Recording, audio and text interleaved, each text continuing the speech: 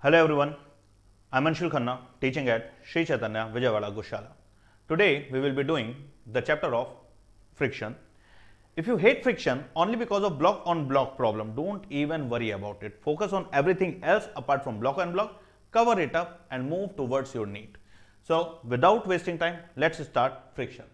Let's say there is a block placed on a surface and somebody applies some small force on the block. Because of this small force, the block do not starts to move. What happens at the microscopic scale at the point of contact? Now, if we zoom in, actually there is no point at which actual contact takes place. The type of force acting between these two surfaces are electrodynamic forces. Yes, normal force is electrodynamic, friction force is electrodynamic, force of tension is electrodynamic. So now when these two surfaces are really close, electrodynamic forces act between the surfaces, and let's say the net contact force comes out to be at some angle theta, and let's say this net contact force is F dash. If F dash makes some angle theta with the surface, we can break down this net contact force into two components. One component along the surface, another component perpendicular to surface. The component of this net contact force along the surface, which is F dash cos theta, is the friction force. The component of this net contact force perpendicular to surface, that is F dash sin theta, that is your normal. So normal and friction are nothing but component of net contact forces. Remember that the net contact forces are electrodynamic in nature.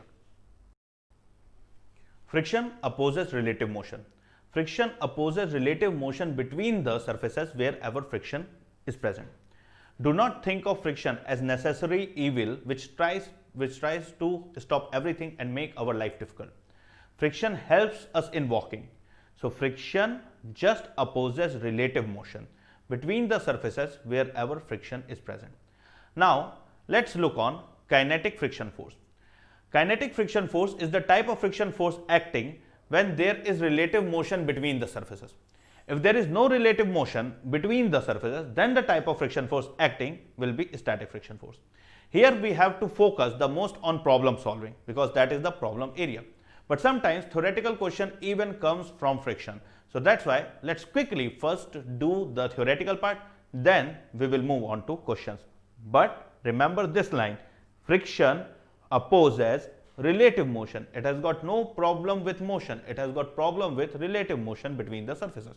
So now kinetic friction force act when there is relative motion between the surfaces. Kinetic friction force always act in direction opposite to that of relative velocity. So if with respect to surface A, surface B moves in a particular direction, the friction force applied by surface A on surface B will be in opposite direction. Let's understand with example. Let's say we have got two blocks A and B, and let's say friction is present between them. Question is in which direction friction force will be applied by B on A? In which direction friction force will be applied by B on A? So if we draw A, the friction force applied by B on A will be towards right, towards left. To a naive or a person not acquainted with physics, it might feel like since the block A has got velocity towards right, the friction force must act towards left. That is not at all true. Friction do not oppose motion. Friction opposes relative motion. It opposes relative motion between the surfaces wherever friction is present. So now here in the frame of B, what will be the velocity of A? Velocity of A with respect to B equals to velocity of A minus velocity of B. So in the frame of B, since B moves with higher speed of 6 meter per second, the velocity of A comes out to be actually 2 meter per second towards left. So in the frame of B, A has got velocity towards left. So the friction force acting on A will be towards right. And which type of friction force will be acting? Since there is some relative velocity, the type of friction force acting will be kinetic. From Newton's third law, we can say that if the friction force applied by B on A is towards right, then the friction force applied by A on B is towards left. So why do I take this particular example as the first example in friction? To make you understand something. What?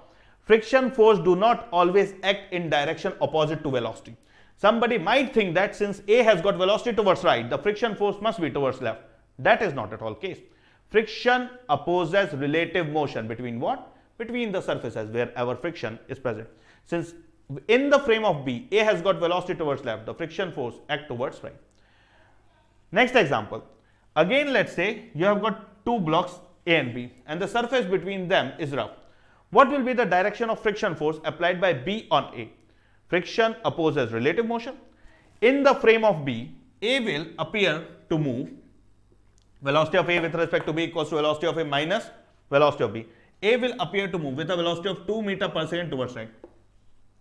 Since A appears to move towards right, the friction force applied by B on A will be towards left. So that's how we determine the direction of kinetic friction force, find out the relative velocity, and the friction force will act in direction opposite to relative velocity. So now first point done, acts in direction opposite to direction of relative velocity. But how much force does act? We physicists found that out. The magnitude of kinetic friction force is directly proportional to normal reaction between the surfaces. The more the normal reaction, the more is the value of kinetic friction force. The less the normal reaction, the less is the value of kinetic friction force. Then we add up a proportionality constant and get that the magnitude of kinetic friction force acting equals to coefficient of kinetic friction into normal reaction. Notice that coefficient of kinetic friction is ratio of two forces, kinetic friction force and normal. So coefficient of kinetic friction is a dimensionless quantity. Next important thing that must be known about friction. The kinetic friction force acting between these two surfaces is independent of first area of contact. Whether the area of contact between block A and B is more or the area of contact between the blocks A and B is less, the friction force do not depend upon it. It depends upon coefficient and normal reaction. Second, even more, it do not depend upon the relative velocity between the surfaces. Whether the relative velocity is 2 or 3 or 5 or 10, the magnitude of kinetic friction force is independent of the magnitude of the relative velocity between the surfaces. As a common sense, we feel that the faster a thing slides on a surface, the more has to be the value of friction force. More is the drag force because of air, but not friction force. So now, in this whole session of friction, this video part is the most important where I explain static friction. So if you are feeling sleepy, wake up and listen carefully. Static friction force acts when there is no relative motion between the surfaces. It means that both the surfaces should have same velocity, should have same acceleration, otherwise there will be slipping. Once the slipping happens, the type of friction force acting is kinetic. Till the time there is no relative motion between the surfaces, the type of friction force acting is static. If you are standing on the floor of a bus and the bus accelerates, but you are not at all slipping on it, your shoe do not move relative to the floor of bus.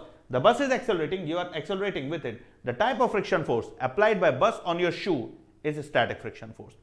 The whole problem with static friction force is that it's a self-adjusting force. Let's understand what is the meaning of it. Let's say there is this block placed on a table. From our everyday knowledge, we know that so as to make this block slide, we have to apply a sufficient amount of force. If you apply a very small force, very weak force, the block do not start moving. Now let's say that particular force at which this block starts moving, that force is equal to, let's say, 12 Newton. For example, if I apply any force less than 12 Newton, will the block move? If I apply 9 Newton, will the block move? 8 Newton, will the block move? What I have said 12 Newton is, 12 Newton is the minimum force that is required to move the block. So if you apply, let's say, 1 Newton, then you know that the block won't move. If the block is not going to move, who opposes this 1 Newton of force? That is the friction present between block and surface. Now friction is so smart that it actually acts only equal to 1 Newton but in opposite direction. So if this external force is increased from 1 Newton and made 2 Newton, then the friction force also becomes 2 Newton. If you apply 3 Newton, it is 3 Newton, 4, 5. Friction force of the type of static is self-adjusting in nature. If you apply any force less than 12 Newton and it is within the limit of this friction to act and to cease the motion, it will act and it will cease the motion. Now, how does the friction determines its direction? Every time you feel in any question from here till rolling that I don't understand in which direction friction force will act. First, if it is kinetic friction, it acts in direction opposite to relative velocity. If it is static friction, always follow this. For 1 second, forget that there is friction. So let's say this surface is smooth. Step 2, observe the motion in the absence of friction. So if there is no friction present between this block and surface, when you tap it little, the block will start sliding towards right. Step 3, static friction force opposes the tendency of relative motion. So now, if step 1, forget the friction, there is no friction force. Step 2, look at the motion that will take place in the absence of friction. So in the absence of friction, this block will start moving towards right. Friction opposes relative motion. So as to stop this block from moving towards right, the friction force must act towards left. So now here, how to find direction? Static friction force opposes the tendency of relative motion. The way the system would have moved in the absence of friction, it opposes it. So act to oppose the tendency of relative motion. That is first point. Second point, which is the most important point, static friction force is self-adjusting in nature. It chooses a value within its limit that is required to cease the motion. So self-adjusting in nature. The third thing, that is what is the magnitude of static friction force. So this limiting value, the maximum value, that is fixed. How much static friction force will act, that depends upon how much force is required. For example, I apply 1 Newton, friction is 1 Newton. I apply 2 Newton, friction is 2 Newton. So static friction force does not have a constant value like kinetic friction, but its limiting value, its limit, the highest possible value up to which the static friction force can act, that is fixed. So the limiting value of static friction, that is the maximum possible value of static friction force that can act, is directly proportional to normal, just like the static friction force. Then we write a proportionality constant. This times the proportionality constant is coefficient of static friction. So the limiting friction force, what is limiting friction force? The maximum possible value of static friction force that can act is called limiting friction force. The limiting friction force equals to coefficient of static friction times normal reaction. This last point is important. The static friction force acting between two surfaces must be less than or equal to the limiting friction force present. For example, here I told you that the minimum force required to move is 12 Newton. This means that the limiting value of friction is 12 Newton. The static friction force that will act always have to be less than limiting or maybe equal in the extreme case, but it can't be more than limiting. So let's see a question. Question is, there is a block of mass 5 kg placed on a surface. The coefficient of static friction between the block and the surface is 0.5. The coefficient of kinetic friction between the block and the surface is 0.4. Question is, when the applied force is 30 Newton, what will be the acceleration of the block? So first of all, let's find out two things. What will be the normal reaction between the block and the surface? So normal reaction has to be equal to weight of the block, that will be mg, that will be 5 into 10, that will be 50 Newton. This will be the normal reaction. Now let's look at the value of limiting friction force. Limiting friction force is the maximum possible value of static friction force that will act. The limiting friction force has to be mu s into n. Mu s is 0.5, n is 50, so mu s into n has to be 0.5 into 50. 0.5 into 50 gives you 25. The value of kinetic friction force has to be mu k into n. Mu k is 0.4, normal reaction is 50, so mu k into n is 0.4 into 50. 0.4 into 50 comes out to be 20. Now tell me, if the external force is 30, will the block move or not?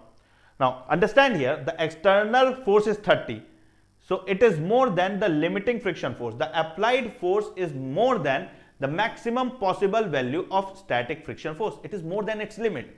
So it is outside the limit of static friction force to seize this motion. Since a static friction force can't seize this motion, there will be relative motion. Once there will be relative motion between the surfaces, static friction force won't act. The type of friction force acting will be kinetic, and I love kinetic friction force because it has got a constant magnitude. So now here the type of friction force acting will be kinetic. External force is 30, kinetic friction force will be 20. So the net force will be 30 minus 20, the net force will be 10, and that net force of 10 has to be equals to mass of the block into acceleration. So the acceleration of block comes out to be 2 meter per second square. Let's say we have a block on a rough surface and we apply some force F.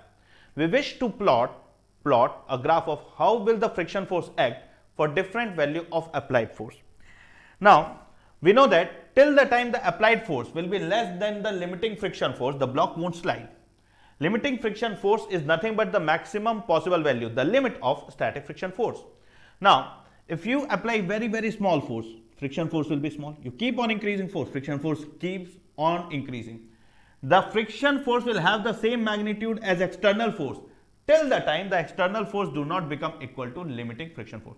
So when we plot the graph of acting friction force versus applied force, that's a straight line. Till the time the applied force do not become equal to limiting friction force. Now you keep on increasing applied force, the friction force keeps on increasing. Since both have got equal magnitude, the angle made by this graph is 45 degree because both are always equal in magnitude. Now kids, let's say we apply a force more than the limiting value. If the applied force becomes even stronger than the limiting value, then what happens? Once this happens, the block starts to slide. When the block starts to slide, my favorite type of friction force start acting, that is kinetic. And why I like kinetic friction force so much? Reason being, kinetic friction force has a constant magnitude. So once the applied force becomes more than limiting value, the block starts to slide, and once the block starts to slide, the type of friction force acting will be kinetic, and the kinetic friction force will have constant magnitude. No matter how large a force you apply, once the block starts sliding, the value of friction force acting becomes constant. But you must be thinking what everybody thinks when they see this graph for first time. Why this? Because the value of kinetic friction force is less than the limiting value of static friction force. The maximum value of static friction force comes out to be more than the value of kinetic friction force. We know that the limiting friction force, which is the maximum possible value of static friction force, is mu s into n. The kinetic friction force comes out to be mu k into n. On comparing these two, you can see from graph it's clear that the limiting value is more than the kinetic friction force. So you can say the limiting value of friction force is greater than or equal to kinetic. For this to happen, the coefficient of static friction has to be greater than equal to the coefficient of kinetic friction. Many a times in paper they ask, do limiting friction has to be greater than or equal to kinetic friction force? Answer is yes. Next question that will come in paper is this: do the static friction force has to be greater than equal to kinetic friction force? No. Limiting friction force is the topmost value of static. It's a fixed number. But static friction force, see, in this region static friction force act. Here the value of static friction force is less than kinetic. Here the value of static friction force is more than kinetic. So static friction force might be more than, less than or equal to kinetic, but limiting friction force has to be greater than equal to kinetic. Hello kids. So now one example. You can see there are two identical blocks placed on two identical surface. The friction coefficient in both cases are same, 0.4, 0.4. It's just that in the first case there is a downward force of 20 and in the second case there is an upward force of 20. That is the only difference in two cases, and the question in two cases is same. Determine the minimum value of F required to move the block. Now here nobody ever said that friction force equals to mu mg, friction force equals to mu n, limiting friction force equals to mu s into n, kinetic friction force equals to mu k into n. There is no terms of mg anywhere.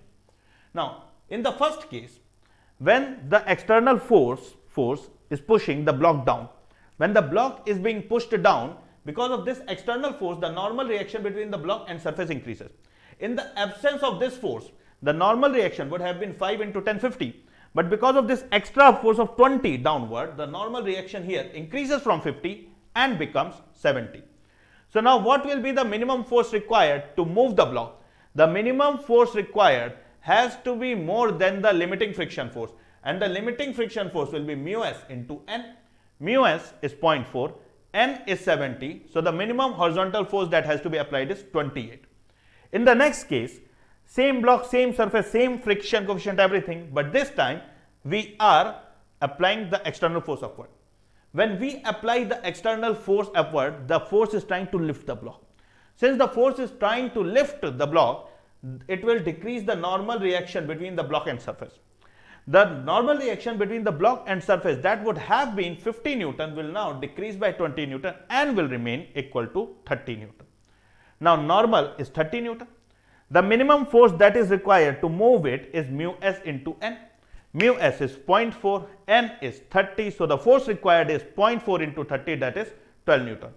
So what is the whole purpose of taking up these two examples? The purpose is simple. In question, don't start shouting friction force is mu mg, friction force is mu mg. You have to look at the normal between the surfaces. If the normal between the surface changes, the value of friction force acting will also change. So be cautious about normal. So now we will do the case of pushing and pulling. You might have heard of it somewhere. Pulling a block is easier than pushing it. Why is pulling easier than pushing? Let's understand it. If you have, let's say, a block of mass m and a pulling force F act on it at some angle theta, and this block is placed on a rough surface having friction coefficient mu.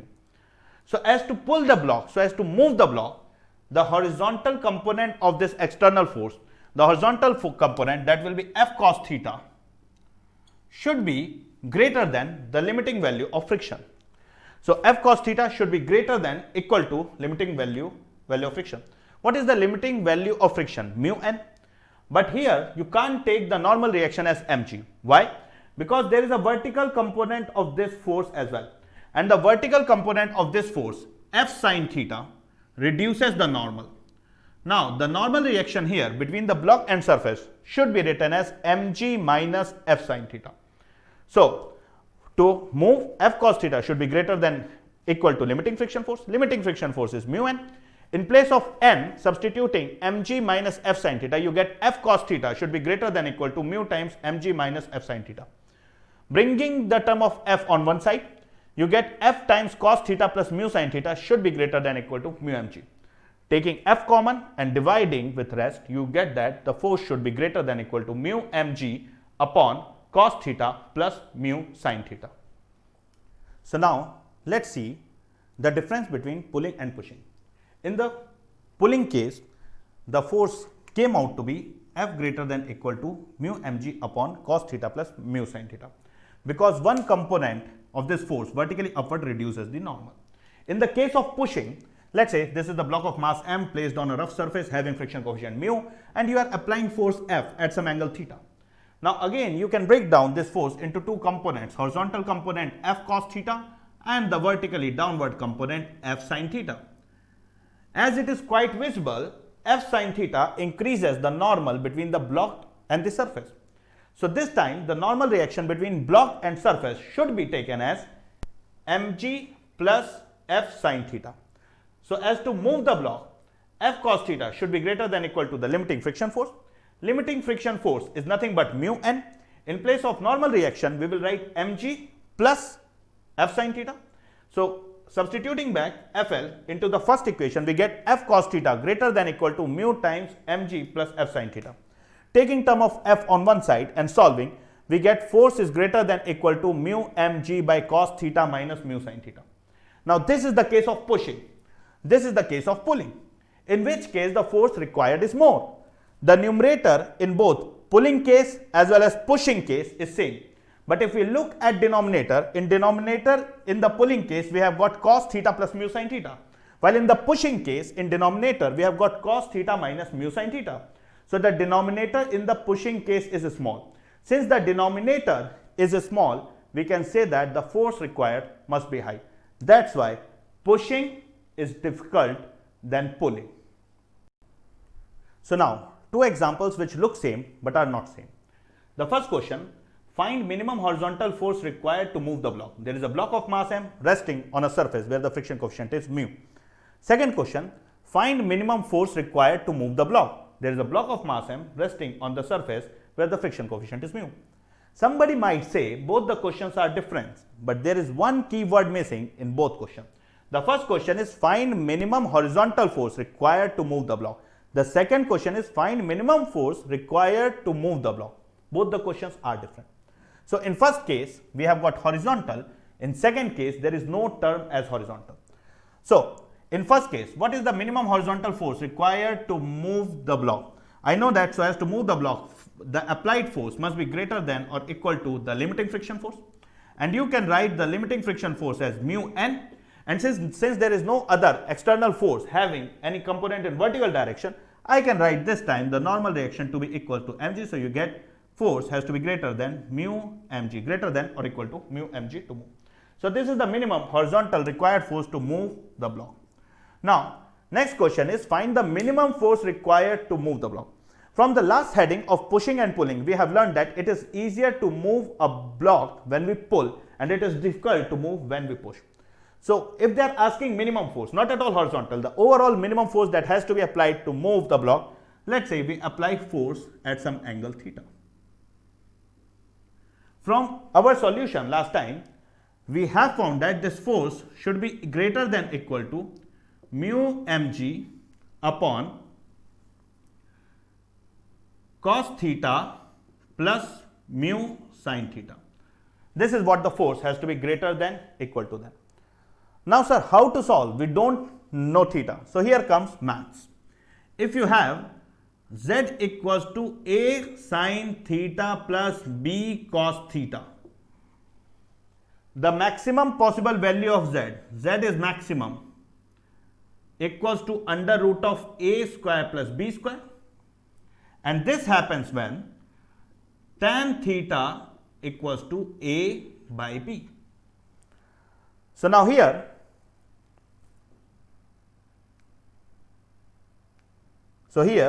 let's use the same result. For the force applied to be minimum, this denominator has to be maximum. And for this denominator to be maximum, what can be the maximum possible value of a sin theta plus b cos theta? The maximum possible value of a sin theta plus b cos theta is under root of a square plus b square.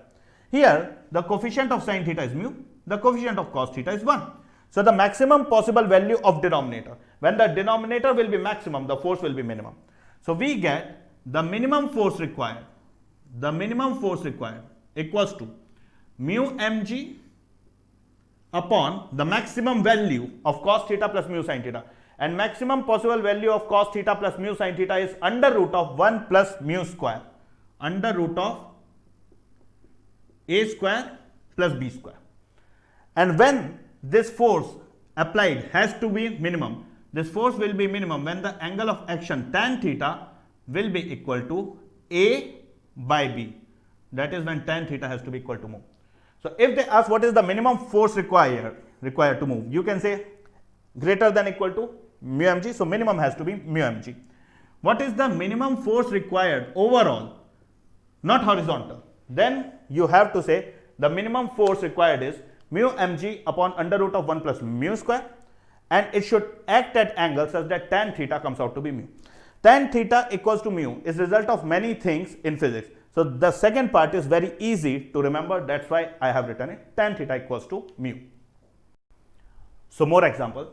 First example, there is a block of mass 5 kg placed on a rough surface where the friction coefficient is 0.5. If friction coefficient is only given, they haven't discriminated between mu s and mu k, it means that you should take mu s equals to mu k equals to 0.5. Now, if there is a massless pan, there are two questions. First question, what is the minimum mass that should be placed on the pan so as to move this system? So now here we will use the concept of equation along the string. The minimum pulling force here should be greater than the limiting friction force. So what minimum mass has to be placed so that the system moves? So part 1, minimum mass to move this block. So you will say, let's say we place a mass m. For minimum mass to move this system, you will say mg should be greater than equal to the limiting friction force present here. So m into g should be greater than equal to mu into m. The normal reaction here will be 5g. So here you get that the mass should be greater than equals to 2.5 kg. Now comes the next part of question.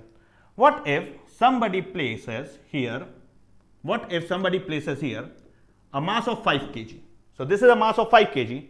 The least mass required here to move is 2.5 kg. If you place any mass less than 2.5, you place 1.5, you place 1 or you place 2, the system won't budge, the system won't move. But if you place here any mass more than 2.5, then the system has to move. So let's say somebody placed here a mass of 5 kg.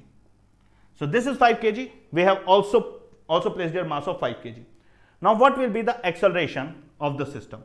So if I have placed here a mass of 5 kg, we can see from the equation along the string, the pulling force because of this 5 kg will be 50. The frictional force acting backward will be limiting friction force or kinetic friction force, because now the system will start moving. And the limiting friction force will be equal to kinetic friction force, because here the mu is given as 1. It is same for both static as well as kinetic. So the friction force acting backward in the opposite sense, this 50, there friction force will be 25.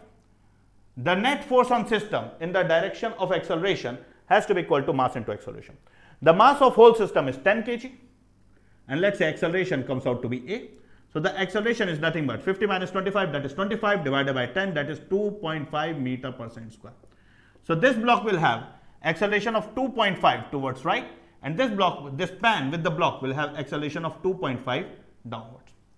So the next question is simple. There is a block of mass m placed against a vertical wall. What minimum horizontal force has to be applied so as to keep the block in equilibrium? Take it like if I place this duster on board.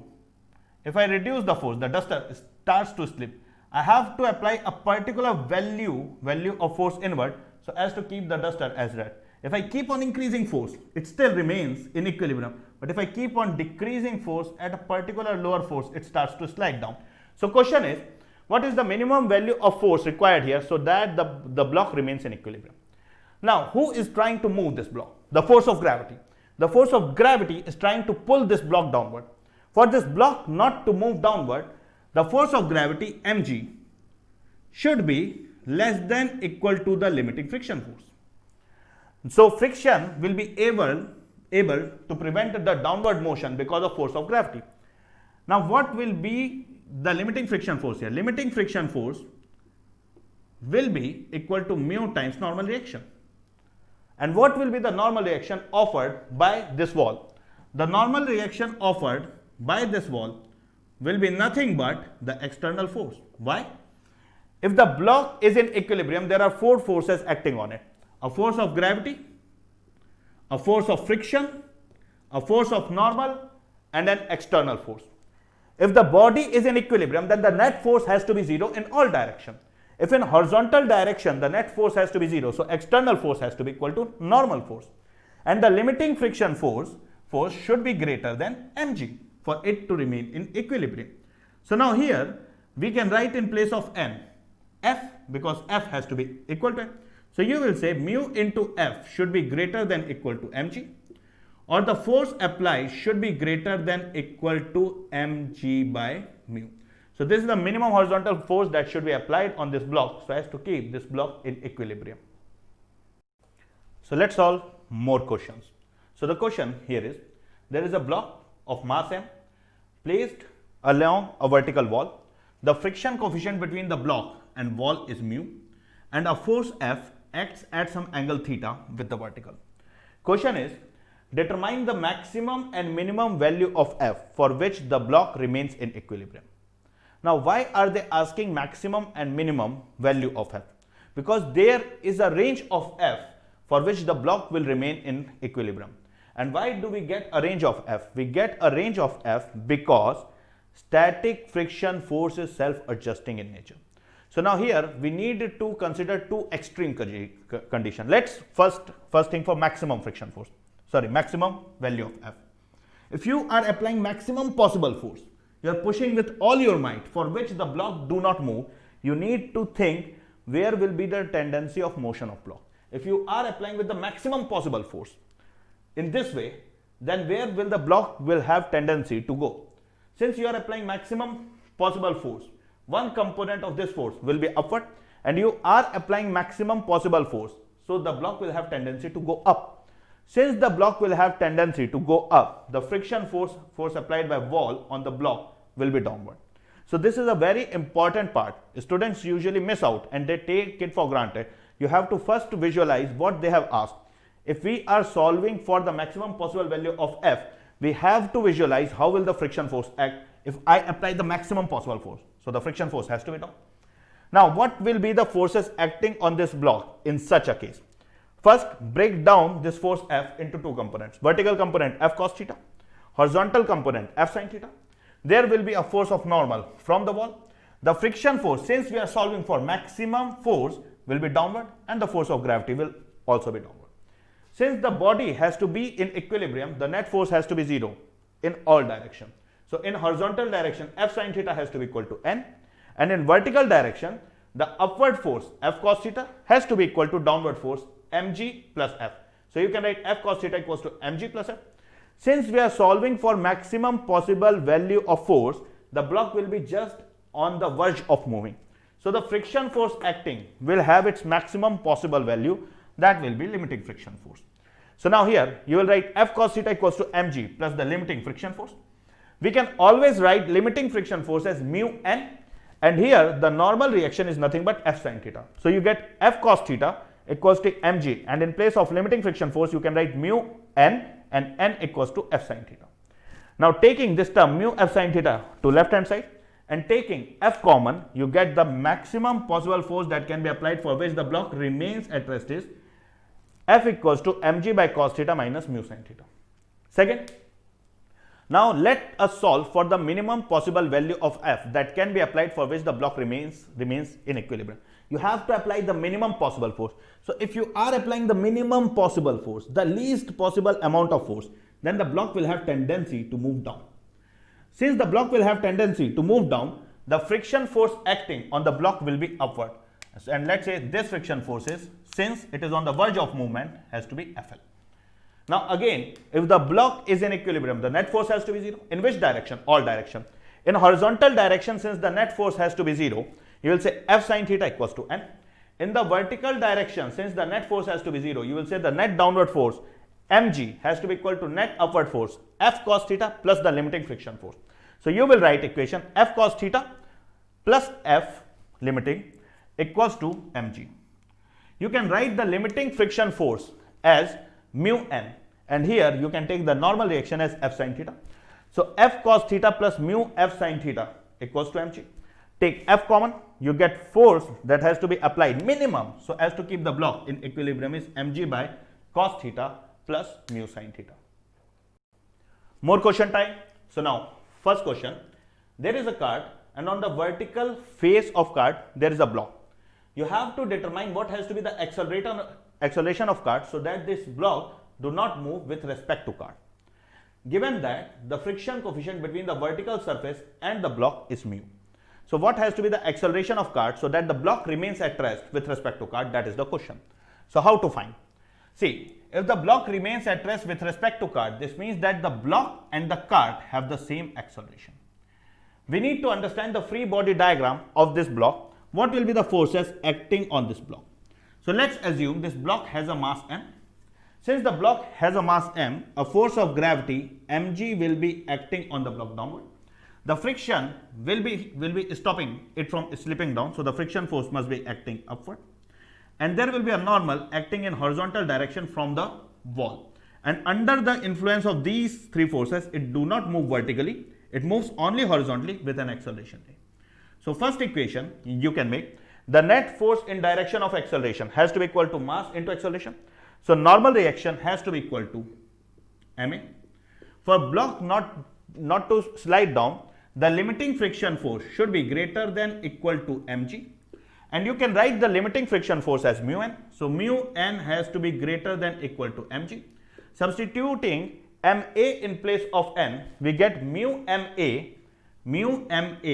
should be greater than equal to mg. If you cancel out m and m, you get that acceleration has to be greater than equal to g by mu. So the minimum acceleration with which the cart should move so that the block do not slide down, that minimum acceleration is g by mu. Notice that this result has nothing to do with the mass of cart or the mass of block. The mass of block gets cancelled. Another question. There is a rough surface with a friction coefficient mu. On this surface, we project a block with a speed v. You have to tell the distance travelled by the block before coming to rest. Since there is relative motion between block and surface, the type of friction force acting must be kinetic in nature. Now question is, how much distance will the block travel before coming to rest? So if let's say the block has mass m, the normal reaction between block and surface has to be mg. The normal reaction has to be mg. So the friction force acting backward will be equal to mu mg. Now this is the only force acting in horizontal direction. This friction force acting backward will produce an acceleration backward. How much? Force divided by mass. So this will produce a backward acceleration of mu g. So now this block, independent of what the mass is, it will have a backward acceleration of mu g. So how much distance will it travel before coming to rest? Let's say it finally comes to rest after traveling a distance d.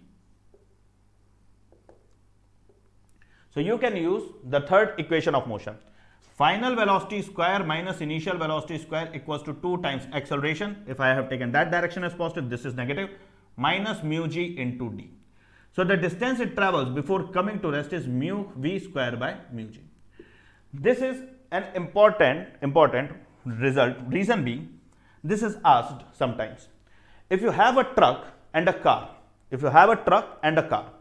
using the tires of same material, moving on same road with the same velocity. Why are they saying using tire of same material and moving on same road? This is to give you hint that the friction coefficient is same. So you have a truck and a car going with same velocity, having the same material tire on same road. On applying hard brake, which one will stop first?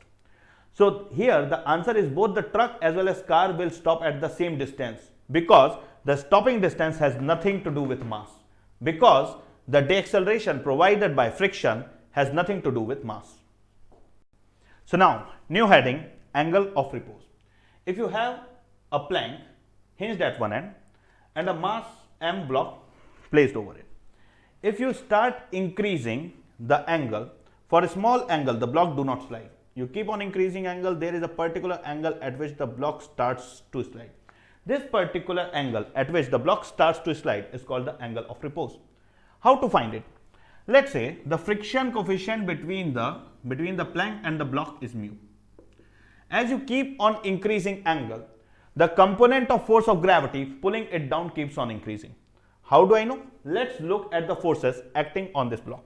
So when the block will be in this position, there will be forces acting, a force of gravity mg downward, a force of normal along the normal, and a force of friction. Now let's say till now the block is in equilibrium, but this is just the angle after which it starts falling down. So for this angle theta, it is in equilibrium, but theta plus d theta, it starts sliding down. So we can break down this force of gravity into two components.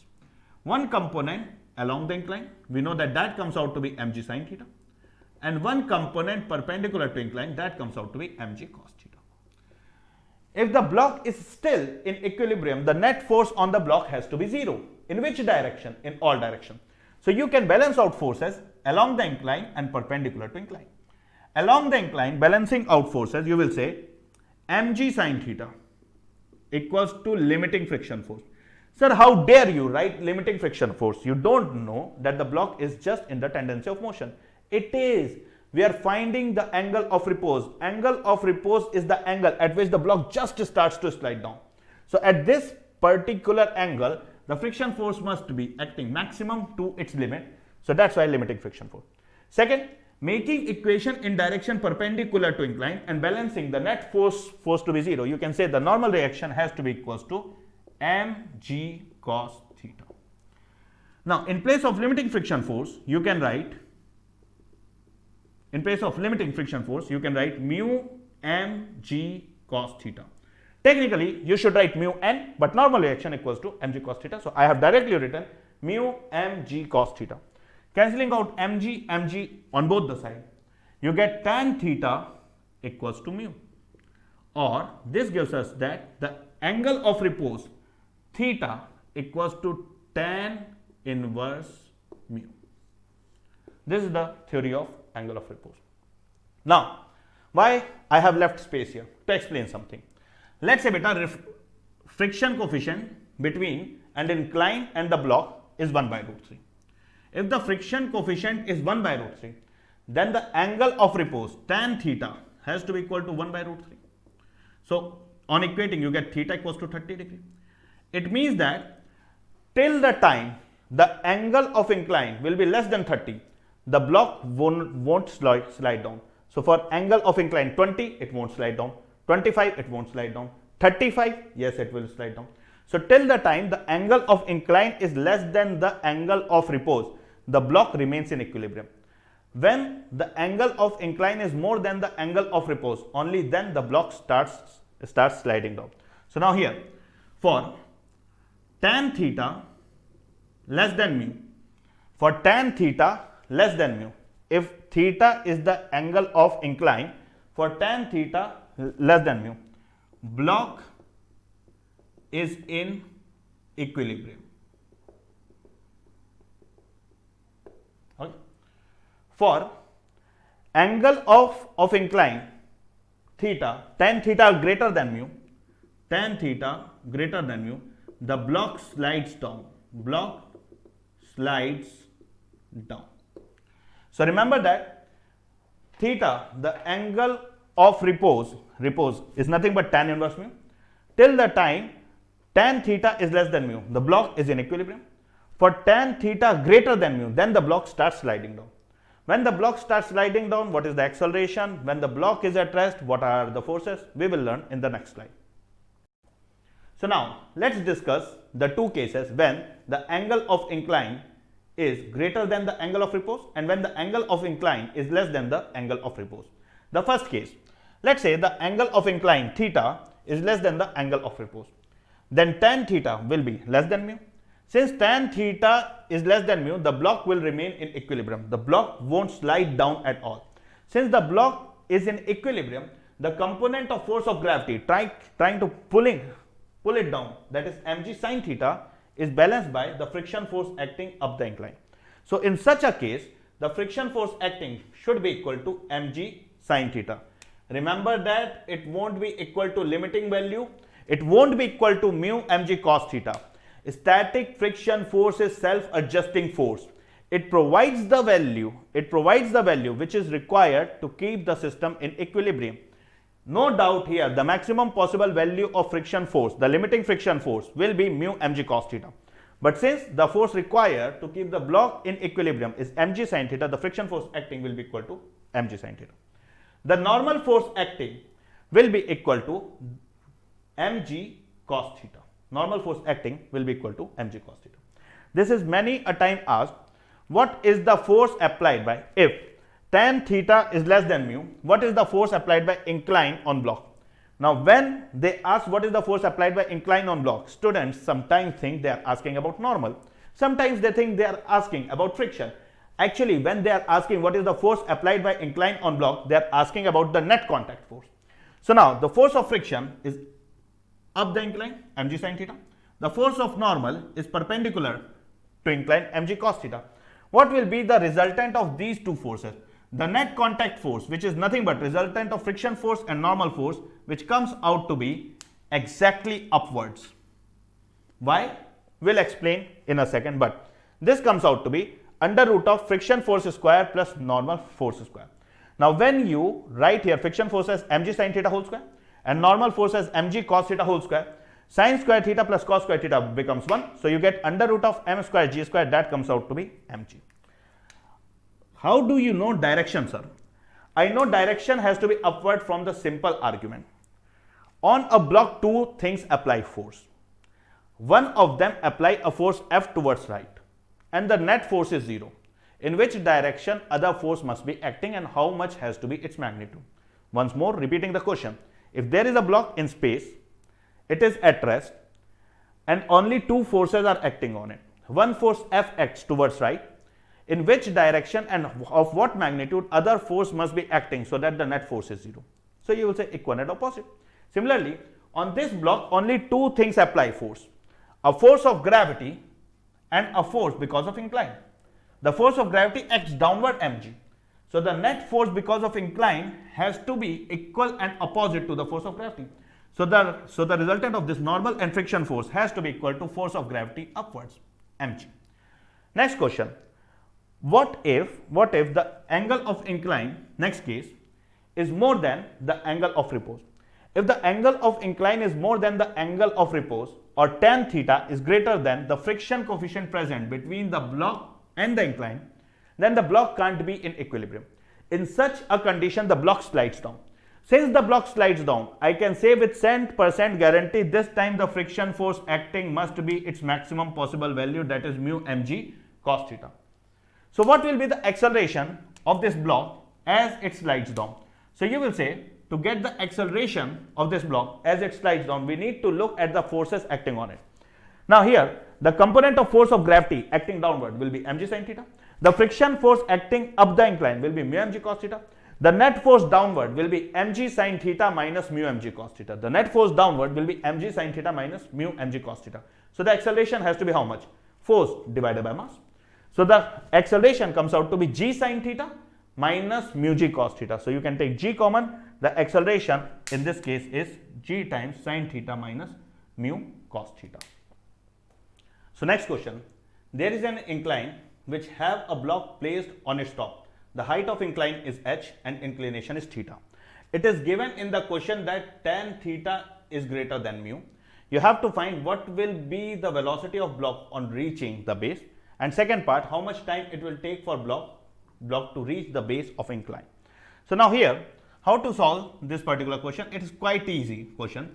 In the last study, we have already discussed that acceleration will be equals to g sin theta minus mu cos theta. This will be the acceleration of the block down the incline. So now they are asking two simple things. First, how much time it will take to reach here, and what will be the speed on reaching the base. Let's say the length of this inclined surface is L.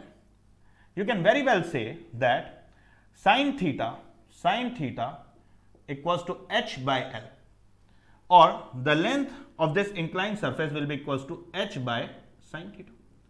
So as to find the speed on reaching the base, you can use the third equation of motion. Final velocity square minus initial velocity square equals to 2 times acceleration g into sin theta minus mu cos theta into the length that is moved down, and the length that is moved down is L, where you can substitute L from here. This is how you find the velocity at the base. Second, how much time does it take for particle to reach the base? How much time it will take? So the time taken can be found by second equation of motion. Distance traveled is L equals to half times acceleration down the incline, that will be g times sin theta minus mu cos theta into t square. So from here you can find the time taken by the block to reach the base. Next example, here we have got an incline and we project a block up the incline with a speed v. Question is, distance traveled up the incline by the block before coming to rest. So how much height it will go up? In this case, understand, when the block slides down, the friction force acts upward. But in this case, as you have pushed the block up, the friction force will act downward. Now in this case, the friction force mu mg cos theta will be downward. The force of gravity mg sin theta will be downward. Since both the forces are downward, here you will get a net acceleration downward, which will be equal to mg sin theta because of component of gravity plus mu mg cos theta because of friction divided by m. So you will get a net acceleration downward, that will be g sin theta plus mu g cos theta. Now let's say this block travels up the incline a distance d before coming to rest. Applying the third equation of motion, you can find out D. How? Final velocity square minus initial velocity square equals to 2 times acceleration. Since I have taken up the inclined direction as positive, the acceleration down the incline should be taken as negative. So minus G into sine theta plus mu cos theta into D. So solving this, you can find the distance D up to which the block will go up the incline. Important concept here is that when the block goes up the incline, the component of the friction force acts in downward direction, and when the block goes down the incline, the friction force acts in up the incline direction.